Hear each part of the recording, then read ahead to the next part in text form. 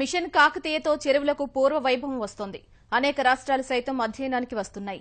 ఈ ఫలితాలను మరింత స్ఫూర్తిగా తీసుకున్న తెలంగాణ ప్రభుత్వం చెరువుల సుందరీకరణకు శ్రీకారం చుట్టింది. అవకాశం ఉన్న చోట్ల మినీ ట్యాంక్ బండ్లుగా తీర్చిదిద్దుతోంది. అలాంటి మంచి సంకల్పానికి అక్రమార్కులు తూట్లు పొడుస్తున్నారు. చెరువు పనుల ముసుగులో కోట్లు విలువైన భూముల్ని యథేచ్ఛగా కబ్జా చేస్తున్నారు.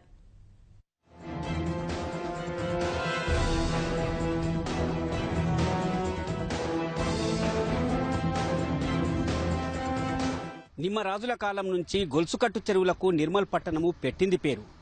ఉమ్మడి ఆదిలాబాద్ జిల్లాలో తీవ్ర మంచినీటి ఎద్దడి నెలకొన్నప్పటికీ నిర్మల్ పట్టణంలో ఆ మాటే తలెత్తేది కాదు. కానీ ఓ ప్రధాన చెరువు ఆక్రమణ కోరల్లో చిక్కి గోసపడుతుంది. కబ్జా కారణంగా విలవిల్లాడుతుంది. ఆ కథ ఇప్పుడు చూద్దాం.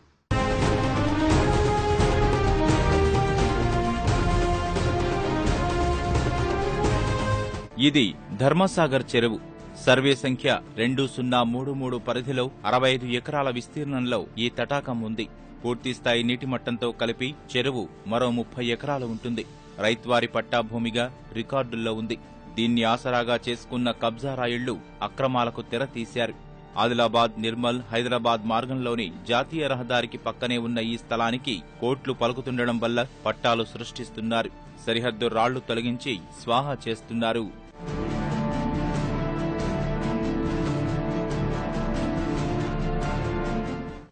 దాదాపు దశాబ్ద కాలం కిందటనే పనులు జరుగుతున్న ఈ ప్రాంతం ఎగువ భాగాన షాదీఖానా, ప్రభుత్వ పాఠశాల, దోబిఘాట్ల నిర్మాణ ప్రక్రియ పూర్తయింది. ఆ రోజు ప్రభుత్వ స్థలంలోనే వాటి నిర్మాణం జరిగిందనేది స్థానికుల వాదన. కానీ ఇప్పుడు జరుగుతున్న ఈ కట్ట నిర్మాణం కారణంగా ఆ స్థలమంతా ప్రైవేట్ పరం కాబోతుంది. ఇంత జరుగుతున్నా అటు అధికార యంత్రాంగం గాని ఇటు ప్రజాప్రతినిధులు గాని పట్టించుకోకపోవడం అందరినీ ఆందోళనకు గురిచేస్తుంది. ఇక్కడ ఆక్రమణలు జరుగుతున్నాయనడానికి బలాన్ని చేకూరుస్తోంది. ధర్మసాగర్ చెరువు భూములు 2004 నుంచే ఆక్రమణలకు గురవుతున్నాయి. సర్వే సంఖ్య 2004, 2005, 2010, 2011, 2019 నుంచి 2031 వరకు, 2034 నుంచి 2038 వరకు, 2043 నుంచి 2051 వరకు సికం భూములేనని నీటిపారుదల శాఖ అప్పట్లోనే గుర్తించింది. ఎలాంటి నిర్మాణాలు చేపట్టరాదని స్పష్టం చేసింది. కబ్జాదారులకు అవేమీ పట్టడం లేదు. పైగా మినీ ట్యాంక్ బండ్ నిర్మాణం పనులు వీరికి అందివచ్చిన అవకాశంగా మారాయి.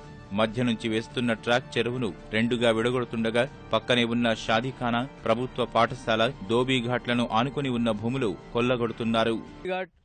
అలాగే షాదీఖానా, ఉర్దూ మీడియం స్కూల్ కూడా నిర్మించుకున్నటువంటి వాటికి ఆనుకొని ఉన్నటువంటి ప్రదేశంలో వారి స్థలంలో మరి ప్రైవేట్ పట్టాలు ఏ విధంగా పుట్టుకొచ్చినాయి, మరి వాటిపై ఇంతవరకు ఎలాంటి ఎంక్వైరీ లేదు. మరి ఆ యొక్క పట్టాలు ప్రభుత్వ స్థలంలో ఏ విధంగా ఉన్నాయో అది ప్రభుత్వానికి అప్పగించాలి. పెద్ద దండి చేరు ఇది దోసుకున్నట్ల అంతా లీడర్లు తయారైపోయారు. మేము రావదామంటే పోదామంటే మాకు ఇది అయిపోయింది. మరి నడి మధ్యలో ఉన్నటువంటి రన్నింగ్ ట్రాక్ వాళ్ళు కట్టడం కానీ, మరి మధ్యలో డెవలప్మెంట్స్ కార్యక్రమాలు కానీ ఈ విధంగా చేస్తున్నారు.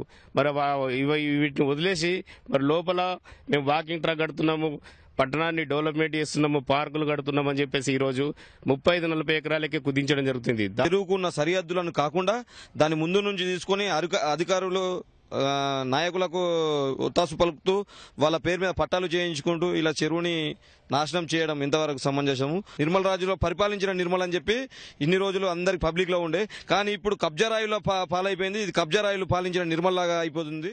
రాజకీయంగా విమర్శలు వస్తాయనే ఆలోచనతో ఓ ప్రముఖ నాయకుడి పేరిట ఉన్న పట్టాల మార్పిడి ప్రక్రియ కొనసాగుతుండగా రెవెన్యూ అధికారులు మాత్రం తేలిగ్గా తీసుకుంటున్నారు.